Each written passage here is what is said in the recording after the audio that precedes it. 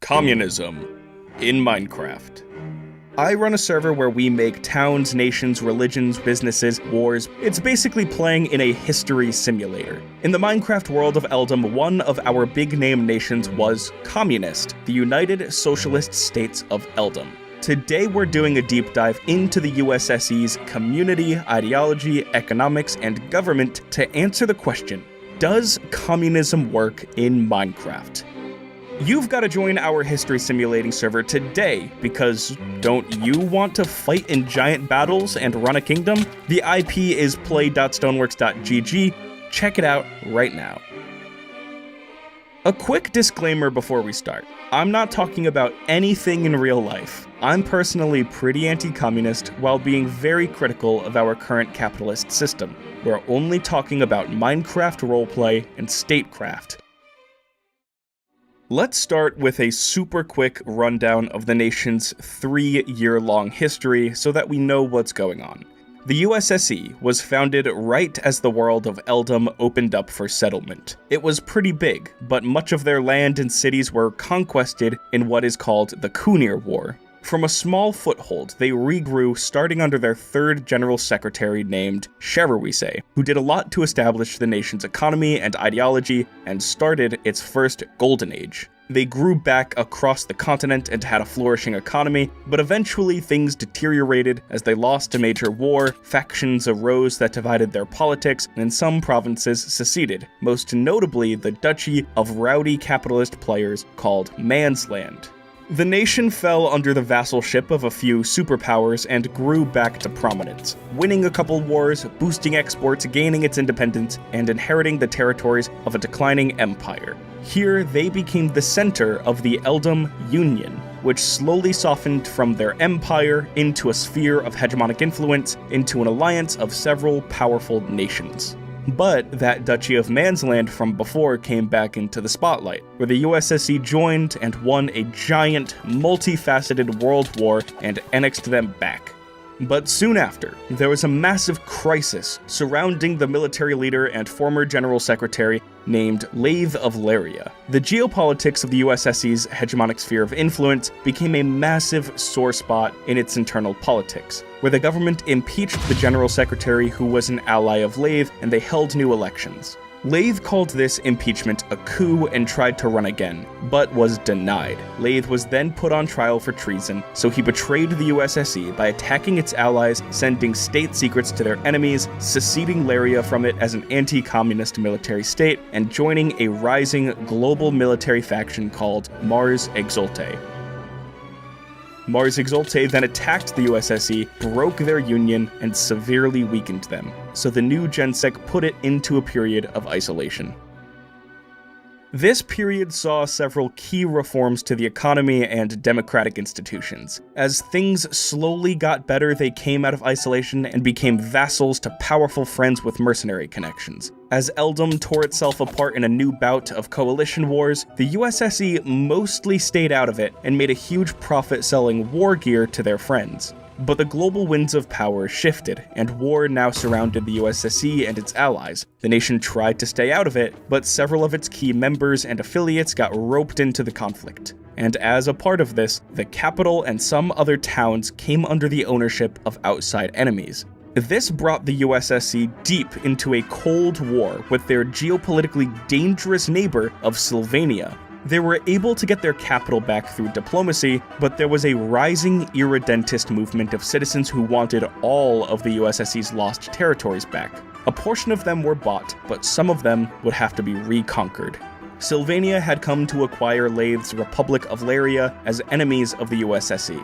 So, when another large nation declared war on Sylvania, the USSE joined them, and they successfully conquered Laria back in a series of battles. By this time, Eldom was coming to an end, so they held their final festivals, declared a communist utopia, and left the USSE behind as they traveled to the new world of Ibxtoycat. This clearly has a lot of ups and downs, good moves and mistakes, but it's notable that the community never abandoned the nation, or their democracy. It never collapsed, and it always rose back up when it was knocked down. Most Minecraft nations cannot boast this kind of track record, so that fronts the question, how did they do it? was it communism? The USSE clearly brands itself as socialist with a similar political identity to the USSR, and that gives it a threefold social advantage to its community. From looking at the name and the flag, you can immediately tell what this nation is about. New players often have a hard time figuring out what's the vibe of regular nations. The USSE does not have this problem. This locks down a niche of new players who are interested in Soviet communist roleplay, and guarantees a pretty steady inflow of new citizens. The second advantage is that this aesthetic creates a selection effect for players that share these socialist values, and it pushes away people that disagree with them. This creates more ideological unity, purpose, and direction on how these people play together, because everyone joined in with some understanding of the same common values. Most nations have almost nothing like this cultural unity of their player base. The third one is a bit weird. It's that people have very strong opinions on communism and the USSR. So USSE citizens and outsiders would argue about it a lot in chat. Yes, it was annoying, and yes, I was a part of it too.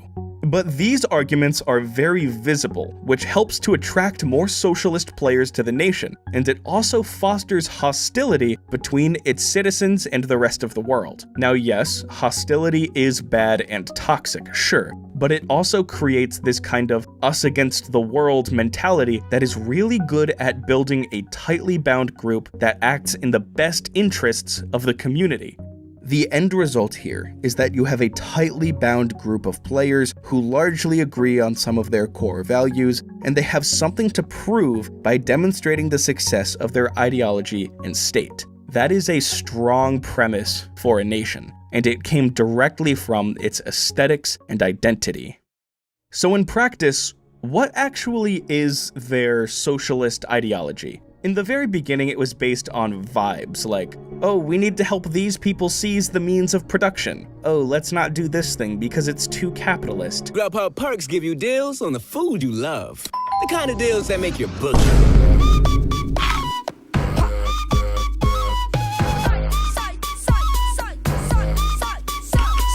But over time, the ideology became more codified and concrete as an actionable thing in the world itself. The third General Secretary, Sherawise Ronangoo, looms large here, because she wrote down a lot of the nation's history, culture, and of course, its ideology. The main tenets of Sherawism are full social, economic, and political equality, collective ownership of property and state institutions, a vanguard government based on the interests of workers, and the justified violent overthrow of a government that does not ensure these other tenets. Yeah, Minecraft communism. Leninism specifically. It's easy to write down, these are our values and we're going to live by them, but it's hard to actually build systems that incorporate these values when they may get in the way of accumulating wealth and power. So let's see Sherawism in action in the nation's economics and government. The economics of the USSE are some of the most interesting institutions I've ever seen on here. For context, most Minecraft nations are pretty ad hoc with their economies, where they mostly need money for war supplies, hiring mercenaries, and funding building projects. Usually players in a nation will get money for themselves, and they'll move it around to their towns and nation's public vaults if they personally think that it's important. If your nation is lucky, you may have a booming international marketplace that brings in a lot of revenue, or you may have some mercenaries or super wealthy aristocrats in your government. So, most nations rely on patronage of individual players, especially the richest ones in your group. The USSE consciously tried to get away from this system, although I would say they did not succeed for a long while. The General Secretary Gaboliver, who, keep in mind like a lot of these people, is always sort of in the background as one of the nation's influential players, would always grind out millions of dollars. He'd organize other people to do money grinding sessions, and funded a bunch of what the USSE had going on. Like we said, patronage. It is worth mentioning that a lot of this money was donated because Gaboliver and these players had a strong loyalty to the nation and its socialist ideals. So again, that did help them to work together as a team, but they were largely adherent to normal server economics. I point my finger at the J'accuse, fake communists. But these socialist players came together with a kind of expectation of collectivism roleplay, right? So there was a bit of that. There was a small system of public funding and redistribution, where the Commissioner of Industry would manage resources and allocate them where they were needed. But the system was abused when some people just took and took and took without donating anything, and it was not nearly large enough to fund large urgent public projects like going to war. This all changed over a few generations of leaders who developed genuine economic theory for their Minecraft nation. The General Secretary Rosa Ortengen wrote a book about how they could create a planned economy, but when she tried to implement it, it failed. The later General Secretaries Solastrin and Magirius tweaked those ideas and gradually made it work, and the nation got pretty rich off of it. Let me explain this system. The USSE created the Citizen Market, a market that was only accessible to registered USSE citizens. The market sold materials that were really important for being productive. And critically, they kept their prices here artificially low so that the citizens had access to money-making tools. Yes, seize the means of production, as they say.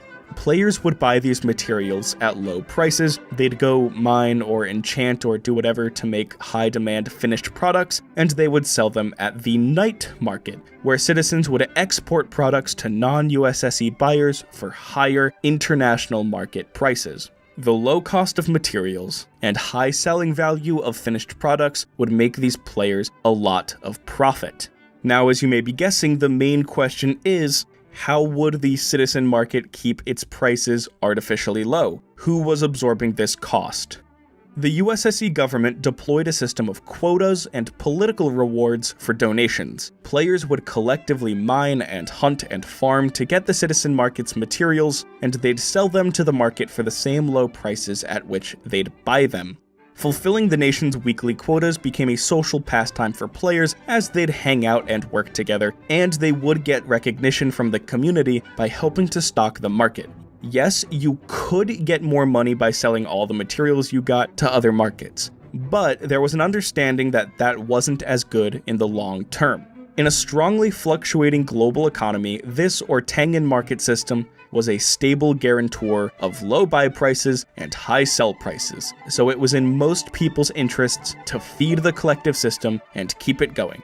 And that's not to mention the political and social incentives to donate, as people would get political clout for being industrious contributors, and people that exploited the market would be condemned and sometimes even shut out of it. This is a good example of the USSE's socialist culture and political philosophy creating a genuinely innovative and productive system. Like, some normal players made millions off of this in the first few months. I don't think a system like this would work without the selection of socialist and collectivist-minded players, and I don't think it would work in a group much larger than a Minecraft nation, because then you don't get the personal social bonds that reward sharing and punish greed. Other nations have had similar systems, but I think this was the most widespread and best supported by a government.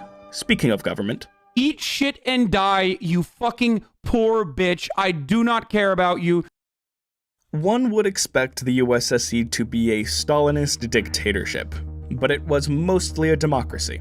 Although there was an independent secret police that spied on all of its citizens, blackmailed and interrogated them, humiliated people not in line with the government, infiltrated other nations, destabilized enemies, and even caused a couple wars. For context, most Minecraft nations are run by a ruling class of players that float to the top because they're active online, respected, and wealthy patrons of the state. And then this ruling class might create rules about who gets to govern and how. The USSE worked a bit differently because it was a representative democracy. In its National Assembly, the mayors of large towns and cities got a seat, and they could get an extra 1 or 2 elected seats if they were high in population. The assembly would ratify all treaties, declare war, approve big projects, stuff like that. Then the citizens would directly elect the nation's general secretary, and the general secretary would appoint commissioners to handle infrastructure, economics, military stuff, all of that. And then, all of the former gensecs would be a council of advisors that was a very strong influence on the leaders. So you can see that this is a democracy, but there's still a ruling class of influential people who float to the top and really carry the government. Political parties were banned in the assembly by CrazyKing, although the Discord had a political LARP communist party. But of course you'd rise up quicker if you had the same left-wing ideals, and not everyone did. But fun fact, the USSE's government wasn't always fully sovereign. See, after they lost their first war, they developed the doctrine of strategic vassalization, which I think is a massive reason they survived so long. If the country was too weak with internal or external problems, they would become vassals to a more powerful friend. As CrazyKing put it to me, we swallow our pride, give one of our friends a little superficial map painting, and we get to have our peace in exchange. So if you're willing to pay some taxes, show up to their wars, and be good vassals, you don't have to deal with insane global politics, and you get to keep your nation's identity. I think these are generally good parts of their democratic system. But let's look at the two main instances we can use to meaningfully critique the nation's political institutions: the Manslanders' independence and their falling out with Lath of Laria. So Mansland was a complicated falling out between one regional group and the USSE government that eventually led to that very large war where the USSE won and reconquered it. I actually made a video on that which dogs on the USSE a lot, so go check it out. The Manslanders were self-identified capitalists. Their first people came to the area on business. They settled in the nation because of its open land, and they developed a rather isolated regional ethnic identity that often conflicted with the interests of the centralized USSE. Mansland became pretty populated and powerful, and so in this kind of democracy, they held positions in the assembly and as commissioners. This gave power to their regional interests at the costs of national interests. Conflict started happening over several things: the amount of resources allotted to Mansland, recognition of the Manslander identity as a political bloc, the Manslanders keeping their government positions as they became more disruptive in national politics. It escalated into a mess. Mansland seceded when it was an opportune time, the USSE lost a massive pool of players and wealth, and it later butterflied into a huge war.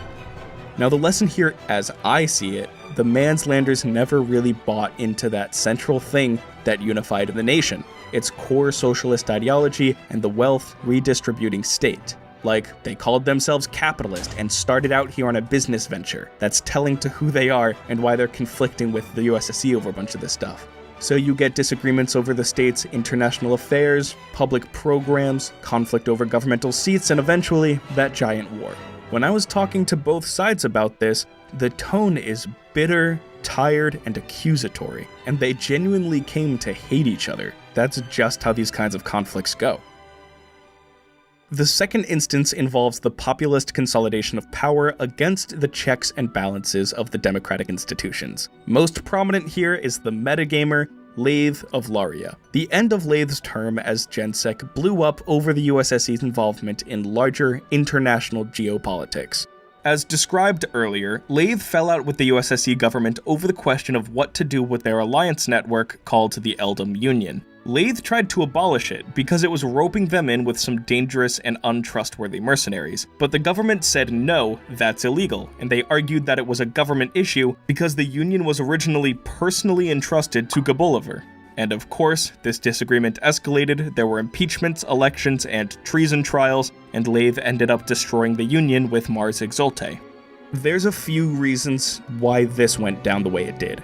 First is that Lath was a metagamer, meaning he had the social connections and resources to be part of Eldom's most basic and raw power politics: mercenary groups, wars, money, and alliances.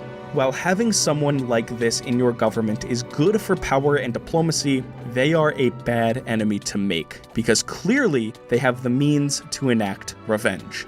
Secondly is that these events were all about massive-scale international geopolitics, and the USSE government was preoccupied with maintaining its internal politics. They became inflexible to the nation's external needs because they were dealing with them with the nation's internal tools: impeachment, elections, trials, whereas Lath was handling them with mercenaries, agreements, and alliances.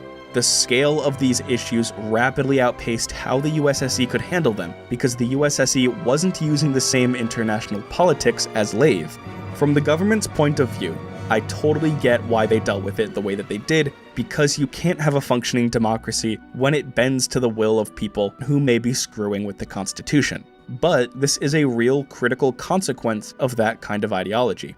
And lastly is the general truth that if it's close friends that are falling out, it becomes far more bitter and destructive. Before all this happened, Lath was a loyal statesman. He had a sizable group behind him within the nation, and he owned some of its towns and their assets. Putting aside the devastating emotional impact of something like this, when Lath turned on them, he had many tools in his arsenal to do so. We can therefore identify that the USSE's government had to exert great effort to balance the wants of constituent communities, like Mansland, and powerful players at the helm, like Lath. This inherent democratic struggle points me to some of the same criticisms that the final GenSec player Wintry had of this system. It makes the government less efficient, more argumentative, too preoccupied with its own internal politics, and slowed by bureaucratic rules and do-nothings appointed to high positions.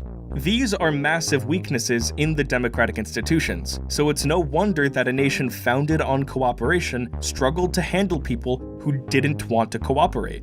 Not only that, but a government of overthinking leftist bureaucrats couldn't mobilize a very good military. Although, when it came time for the final reconquista of Laria against Sylvania, Magarius and Wintry pulled through by founding and training a mercenary group called the Lobster Gang. So, shout out.